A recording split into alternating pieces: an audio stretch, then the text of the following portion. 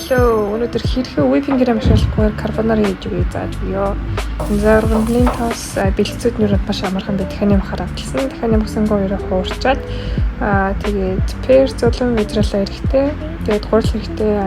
Нэг халбаг гурилын энэ яах вэ гэхээр жоохон өтгөн соустой болгохын тулд гурилаар жоохон ингэж хуурч өгж байгаа. Дээрс нь нэмээд сүү их байгаа.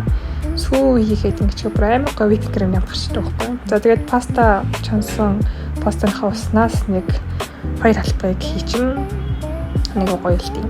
За тэгээд энийгээ сайхан ингэж хийчээд дээрс нь нэм сүүгээ игээд тэгээд сайхан бясалганаа. Тэгээд перцээгээд тэнийг юм гоё өтгөн болчин заяа. Тэр өндөө бясалгаа арччихъя. Тэгэл ер нь дээр нь бясалгаа арччихъя гэл ер нь янз юм болж байгаа юм л да. Тэгээд гоё бясалгын хайлаад нэг гоё юм өтгөн бүр ингэ сундаг янзын заяа. Тэгэл юм болж байгаа.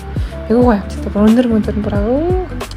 Тэгэл хитэд утсан чи энэ зам аа. Тэгээд whipping-ээр машиглахгүйээс энийг карбонара хийж үзээ. Баярлалаа.